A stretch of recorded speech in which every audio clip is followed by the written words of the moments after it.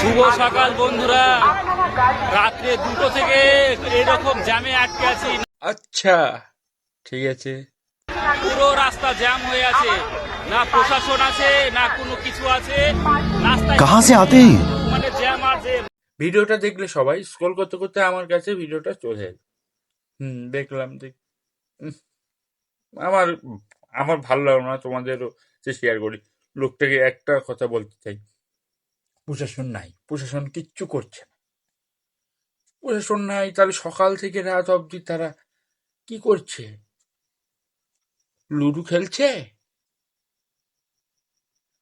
এই সকাল থেকে হাজার হাজার মানে হাজারেরও বেশি লোক আসছে, গাড়ি সামলাচ্ছে এই রাত অবধি। তাদের কেমন, আর কিছু বললাম না, বুঝে গেলে।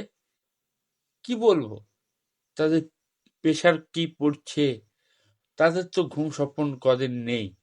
কি বলবো, ধীরে ধীরে সবাইকে পার করছে, আবার মেলাতে ভক্তদের ঢুকাচ্ছে।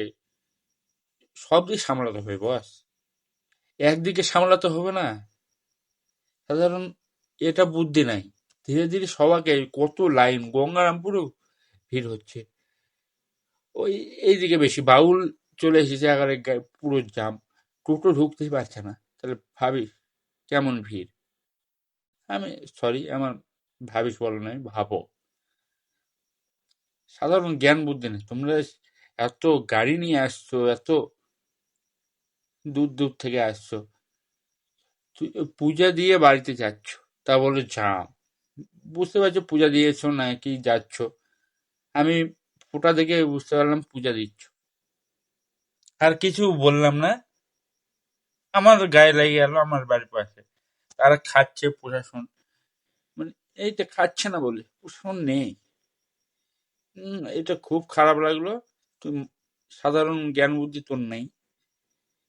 ধীরে ধীরে অনেকেই হট এলাচাং, এলার লোক আসে কেন মেলাতে, নিজেকে সামলাতে পারে না, বিরক্ত মনে হয়, তাহলে মেলাতে এসে লাভ নাই। এরকম সবাই ভক্ত, সবাই আসবে, সবাই দেখবে, প্রশাসন সামলাচ্ছে তো।